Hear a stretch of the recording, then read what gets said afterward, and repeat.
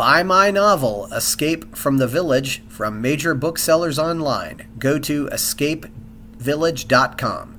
Subscribe to my Substack. Go to fountainheadforum.substack.com. Thank you. Welcome to the party, pal. This is Fountainhead Forum 108. I've got Bryan Caplan, and we're going to talk about immigration and what we can do to and all of the. Hopefully, we can refute many of the myths about immigration. How are you, Bryan? Doing good. Yeah. So since you're limited on time, I first encountered you back on the email groups back in the 90s. The MDOP and the Objectivism L and Spooner L, and you were in grad school at the time. And since then you've been I don't know if you still call yourself an objectivist or an Austrian, but you're still very much a libertarian. Is that correct? Fair to say? Yeah, that's right. Very libertarian, not so Austrian, not so objectivist. Okay. Yes. But so what got you interested in the immigration issue?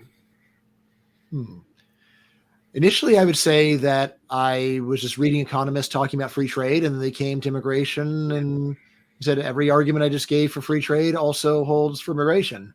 So that seemed very convincing.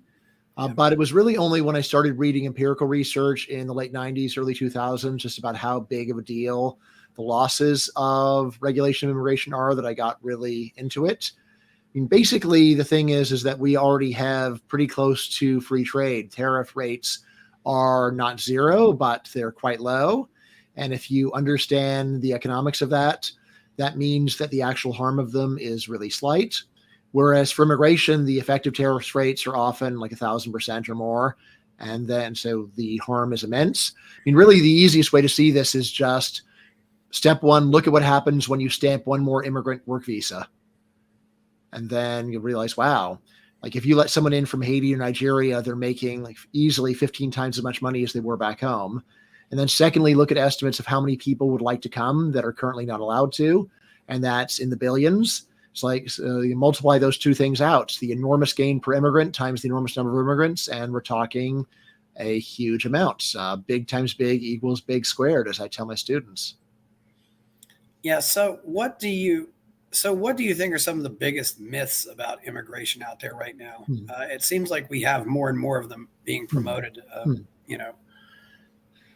I mean, I think the biggest myth is just that an immigrant is a burden. An adult immigrant is a person with skills who has something to offer the world, even if they're a janitor. We need janitors. Janitors perform useful functions. We wouldn't pay them $20,000 a year if they didn't perform useful functions. So the way that people look at an immigrant and they just see a problem or a burden, it is just a kind of crazy misanthropy. And it's one where sometimes I do wonder, like, is it that people think that foreigners are especially terrible, or is it just they have a negative view of humans and they feel like, well, the humans in my country have sort of suck with them, but at least let's not get any more of these giant, horrible problems that are called human beings. Not totally sure what I will think about that in the end, but the general negative assumption that an immigrant is going to be a bad thing is hard for people to shake. And I remember that I was at how would you even call it?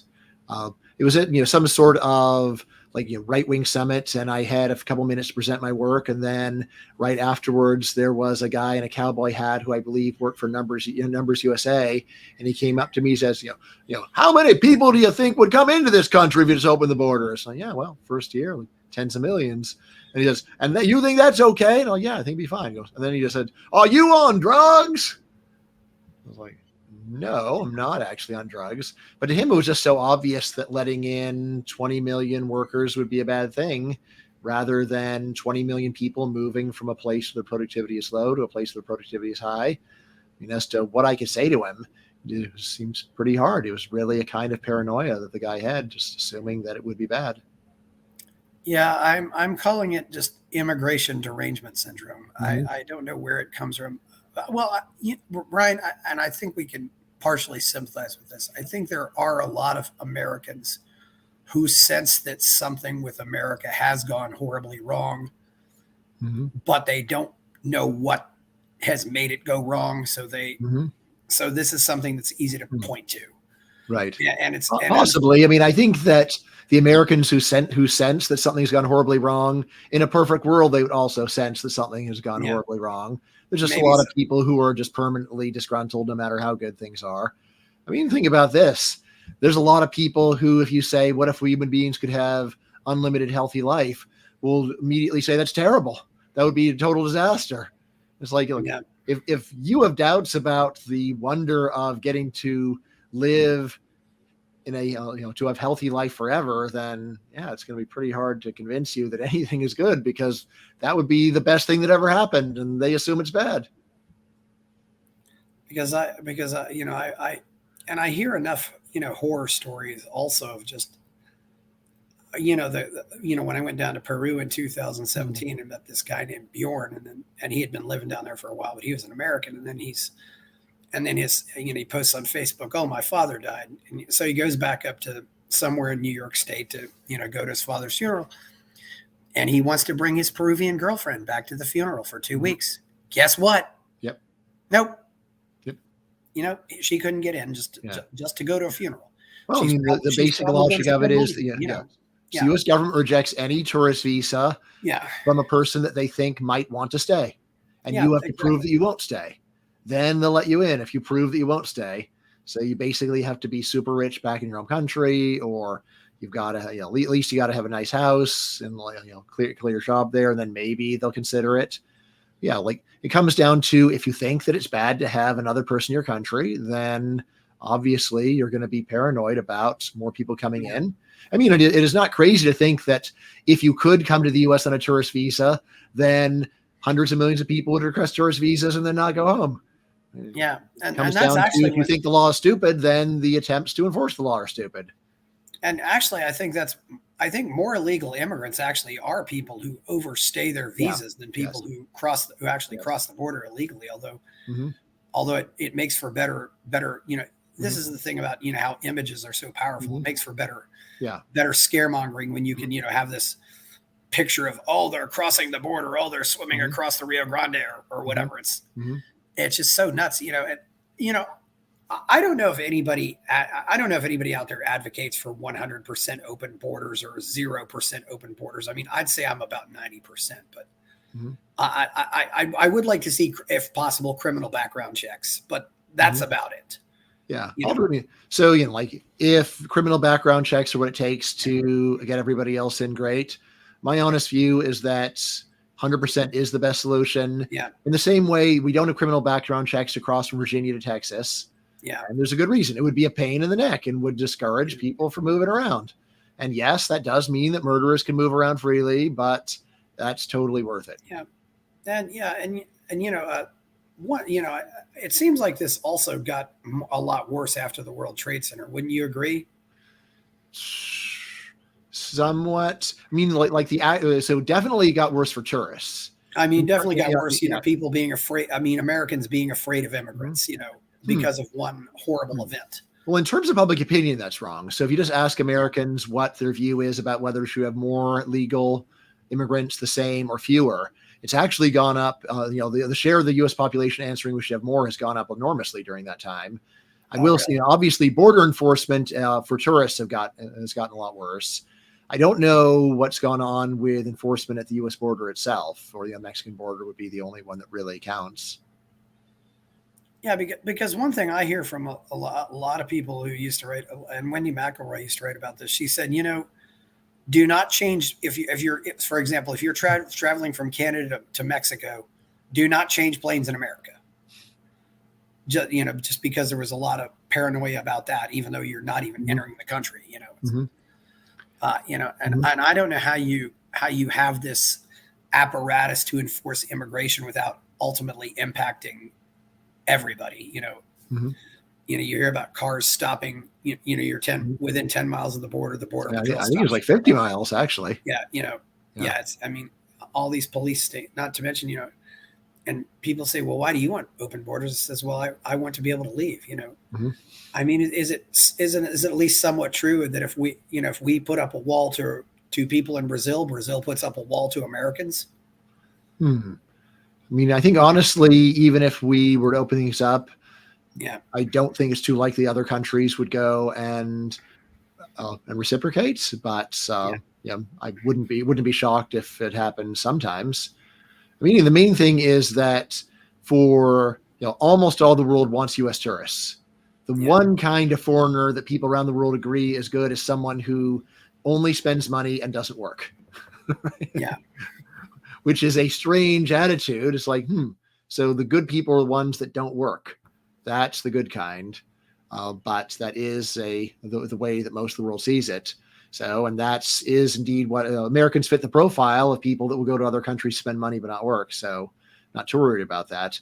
There are plenty of bizarre cases, like there's still a serious visa requirement just to go to India, which means very plausibly that, that tourism to India from the U.S. is drastically depressed because people don't feel like filling out the paperwork. And what is India gaining out of this?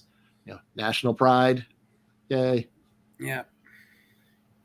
Well, I know I heard for a while there was another thing too is, and it's still going out there. There's been, a lot of medical tourism. I mean, Americans going for, going for a knee replacement or something, and they fly abroad and it ends up being a lot cheaper just to do it there. Sure. Yep. This would be one of the most sensible reforms of Medicare and Medicaid, is telling people that will only reimburse the Mexican price. Yeah. And then if you want, so you can either pay the upcharge to get it done here, or you can fly to Mexico and get it done cheaply, save taxpayers some money. Or at least if you're where I live, you're only 250 miles away by car. So yeah, that's right. Yeah. It's I mean, I think that's, and I don't know if some other I've heard other horror stories. I think I've even heard one story of a bone marrow donor not being able to get into the country. Mm-hmm. Now, what about the rights of the person who needs that bone marrow? Mm-hmm. Obviously this is a person who's been invited, you get that bone marrow match, you think, it's like, well, what do we do here? We need to, that's very, as you pointed out though, that is somewhat of an American privilege. Yeah. And of course, if you're an American and go live abroad, you still got to pay the income tax, which is one of the few things Americans get to do, but but not the other countries. Yeah. So what do you think are some other myths that are out there about immigration? I mean, it seems like there's a lot of, it just seems like, America's not able to have a rational discussion about this topic anymore. Right. Well, I don't know any country that is able to have a rational discussion. Well, able, I believe we're all able. I just don't think that people are willing. That's a difference. Yeah. Let's see. Meaning, like, the really big one is just being completely oblivious to the immense gains of especially low-skilled immigration. Yeah. Most people will say, fine, we want Einsteins, we want Elon Musk, but we don't want low-skilled people. And like, low-skilled people do useful work. Why don't you want them?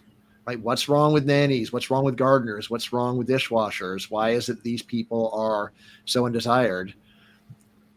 Once again, like, usually then people just say, well, like, I'm worried about the effects on low-skilled workers. So, I mean, this comes back to the most fundamental principle of economics, which is that the secret of mass consumption is mass production. All changes hurt somebody. Just COVID deaths going down is bad for morticians, but the right way to think about it is, well, what's the total effect of this on production? And if the total effect of it on production is positive, then you can say, well, this is good for humanity. Obviously, there's always some losers, but policy should not be based upon the fact that somebody somewhere loses out as a result of progress. And so when we see that, well, I mean, if we go and let in a bunch of foreign nannies, that could hurt some domestic nannies, or maybe it would, but so what? The gains are still positive, and having a system based upon no change can happen, and if there's any single person is hurt, it's crazy. So I mean, especially just neglecting the sheer magnitude of the gains, that's a big deal. I mean, in terms of other different effects, well, let's see, just going down the line, there is a widespread perception that immigrants are a huge fiscal burden, at least in the U.S. That is not true. And it looks like best estimates are that the immigrants that we're getting anyway are net taxpayers over the long run. So they are not this burden. And it's complicated because it depends upon what kind of an immigrant you are and so on. But the immediate assumption of extreme negativity is pretty crazy. Right? On cultural effects, something else that bothers people a lot, I'd say the evidence is that assimilation is actually quite high. So people are worried about non-assimilation. I think that's not true. Almost all the data is that immigrants have lower crime rates than natives. So again, worrying about immigrant crime is pretty off base. And then for political effects, I hear it is true that immigrants are heavily democratic, but it's got nothing to do with the, being low skilled. Well, we'll see Indian Americans, who are now the richest ethnicity American, are also heavily democratic. But this was not always so. I think that it fits much more the story of Republicans alienated immigrants by being anti-immigrant, right? And that is why they are so democratic. I definitely think that's one part of it. I mean, Ronald Reagan was very popular with immigrants. It seems like largely with Pat Buchanan and people like that there was a shift there. I mean, it's true. So even in the 80s, there was a moderate advantage of Democrats with immigrants, but it was quite small. And I mean, it's also one where if Republicans were to change the position today, I think it would take at least 10 years to go and undo the damage. I mean, what's striking to me is that your Republicans are often pointing fingers at Democrats and saying you just want to let immigrants in because you know they'll vote for you. I don't actually think that's true. I think that Democrats are usually too short-sighted to be thinking about improving the demographics for the future. They just want to win the current election, and you win the current election with the current population of voters. No one in America really is that concerned about what's best for their political party in 30 years. Right? That's not any individual person's problem.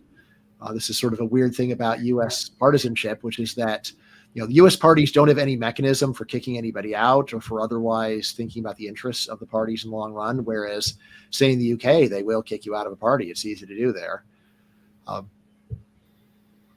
It's always high time preference, unfortunately, for the political process. But and I definitely think and I do wonder, and certainly the immigrants from Cuba, the immigrants from Venezuela, they are not socialists.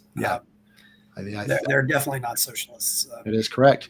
Now, another argument that's really worth making, in Scandinavia, there are a lot of researchers who are standard European leftists who have still looked at the data and said, it looks like the more diverse Scandinavia gets, the lower support is for the welfare state because people don't like sending money to people who are in outgroups. For them, it's a quandary. It's like, what do we do? We love our welfare state, but we also love immigrants. But which one do we love more? Definitely the welfare state. So that's where they're coming from. But you don't have to share their politics in order to read the research and realize that if they're right, I think they are, then if you are a libertarian, actually letting in immigrants has this very good feature. It is one of the best checks in the welfare state. It is a good way of helping us to not think of ourselves as one big national family, which is really the foundation of the welfare state. If we all think that we're brothers and sisters rather than independent individuals, the welfare state just sounds a lot better. So there are so many people talking about the wonders of social cohesion. Well, what is social cohesion? If turn it up to the max, it's totalitarianism. Yeah. And talking about culture, it's a safe bet to say that immigrants are much more likely to open restaurants. Yeah.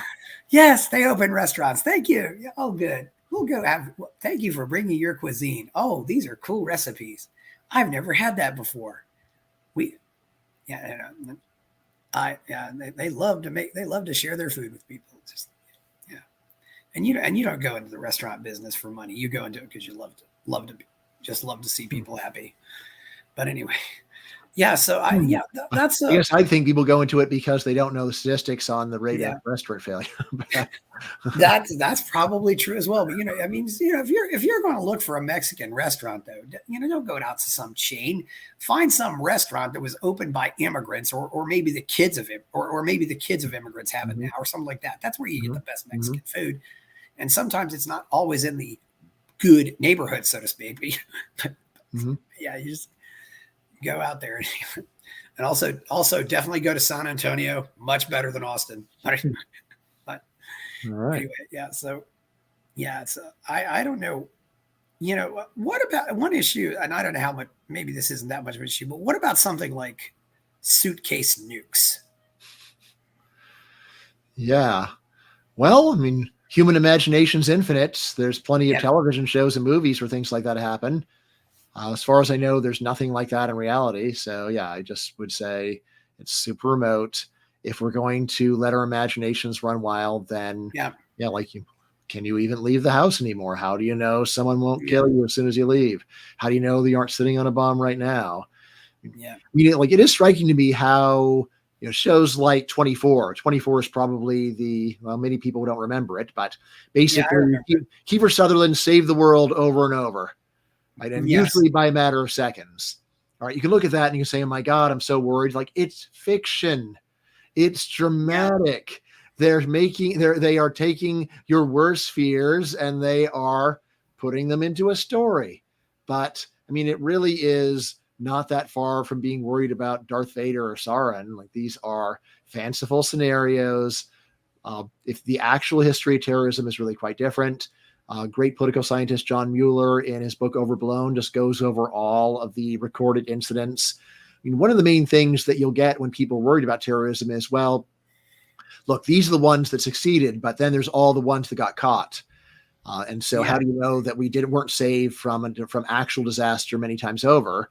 So Mueller uses what's called near miss analysis, where he tries to look at all of the foiled attempts too, and just see what went wrong with them. Like, was it just, was it the vigilance of law enforcement that saved us? Was it just good luck? What was it?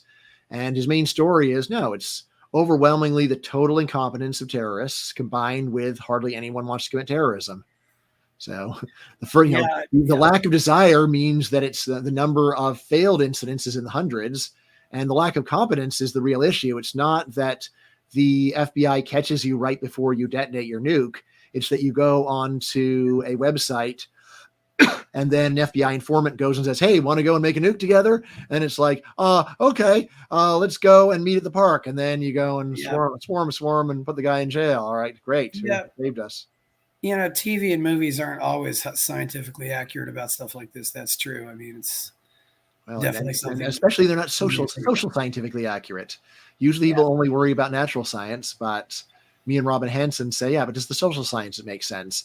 How likely is it that the world was 5 seconds away from annihilation 100 times in a row? Right. Yeah, you don't really know, and not all stats are. Well, no, accurate. but like, we know. No, if that happened 100 times, if we were in that scenario 100 times, one time we would have gotten unlucky and we'd be dead. So no.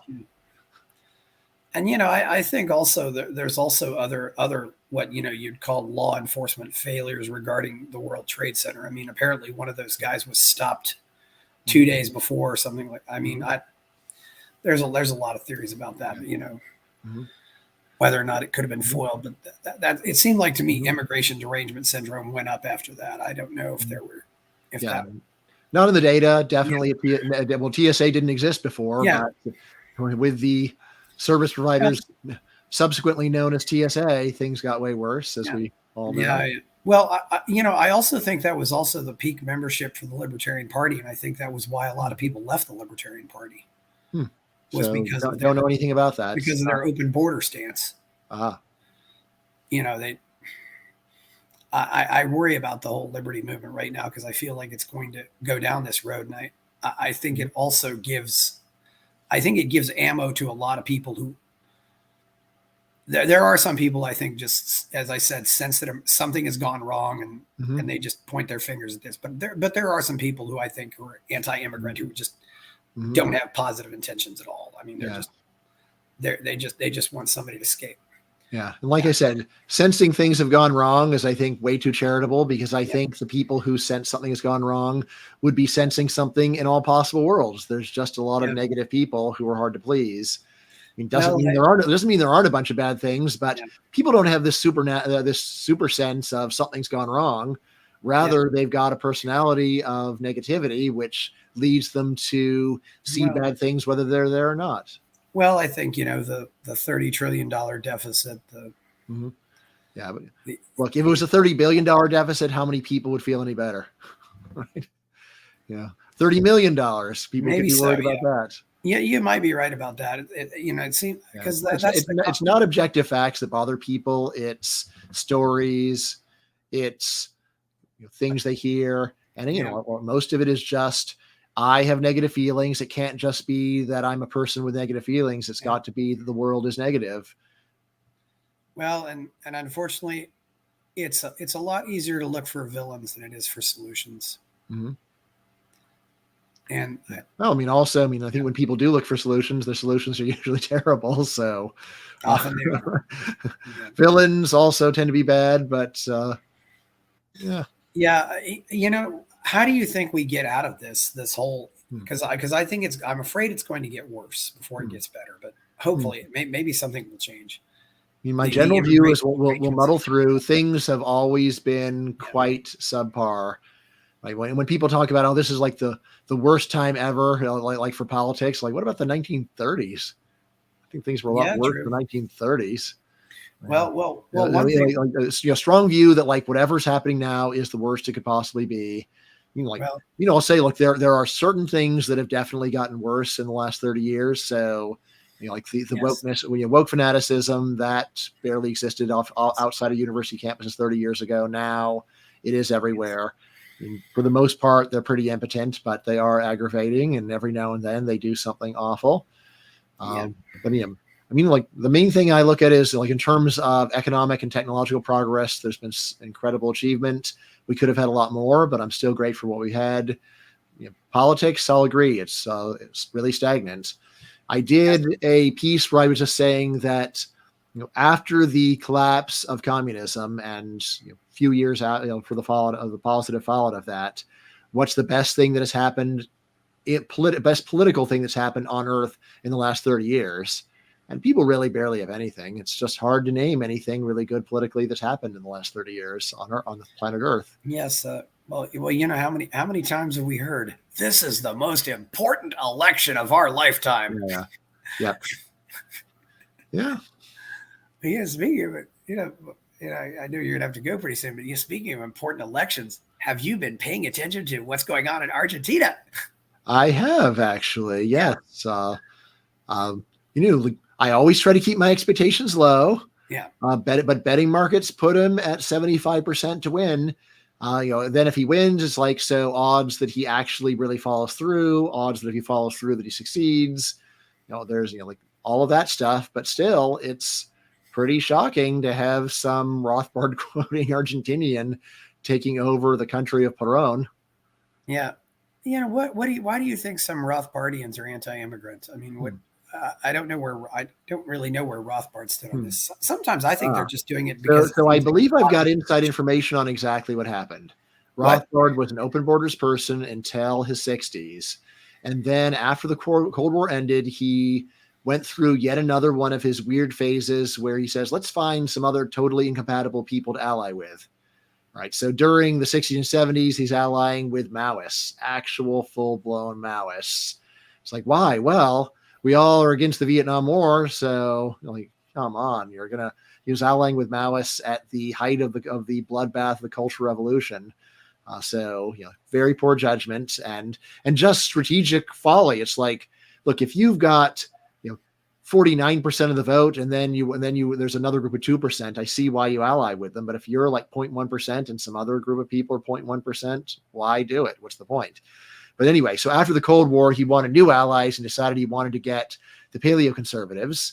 And then, so what people associated with Chronicles magazine, and then they realized that they were very anti-immigrant. There were a couple of months where the Rothbardians in Rothbard's inner circle were saying, oh, well, they're really great except on immigration. And then they just wound up somehow saying, oh, well, actually, I guess they're right. Now, how could they possibly be right? Here they came up with a lot of nonsense about how, well, like a country's really like the private property of citizens. And also, like immigrants might vote for welfare. And even though these arguments had been specifically attacked by Rothbard himself multiple times in previous writings, he just sets a convenient feat of amnesia. Actually, since you're there, let's see. Can I share my screen and show you exactly what I'm Oh talking yeah, about? sure, yeah. Why not? Yeah, Let's yeah. Go see. ahead. Yeah, All yeah, right.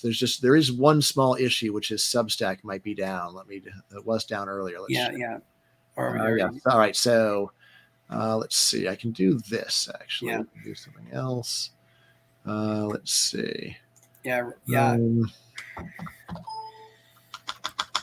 Let's see. Where is it?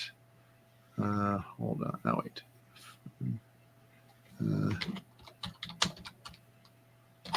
No. All right. Hold on. Let's see. One thing I'm curious: have you ever successfully converted a closed border person? Yes.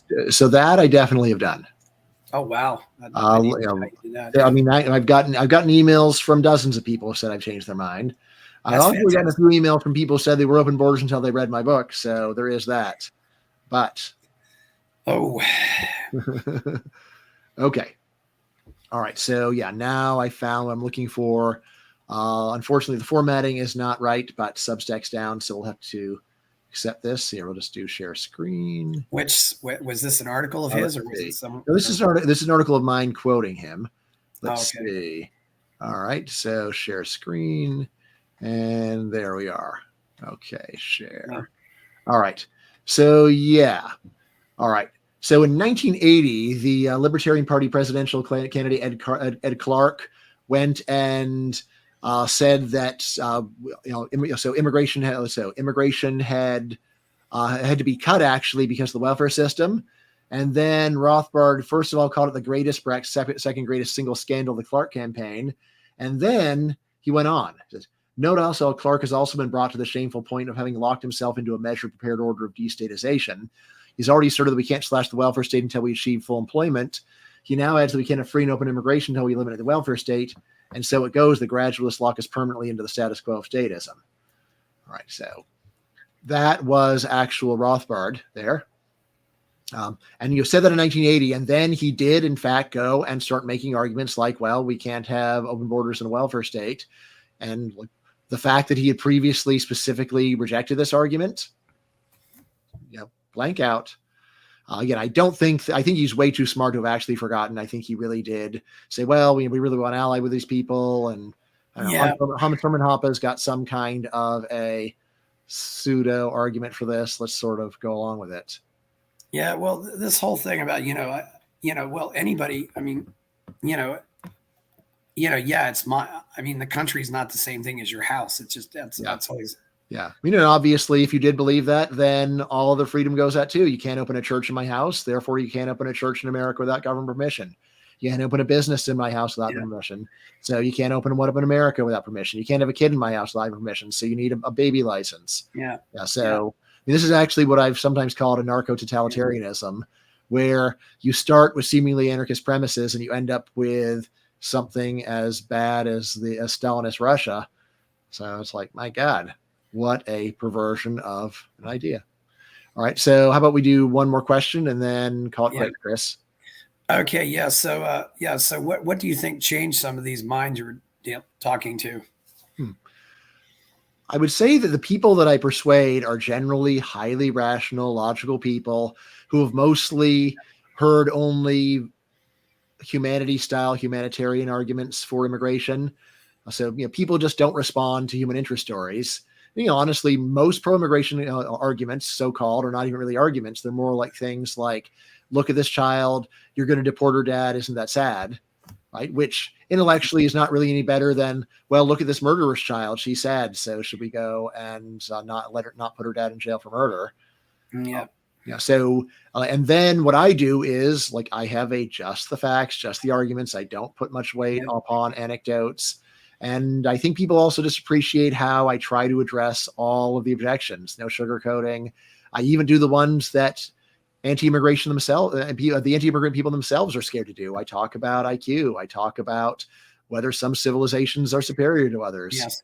Right. So I think that probably does explain the people that I do persuade. I don't persuade emotional people. I persuade logical people who just happen to have not been hearing the best arguments up to now.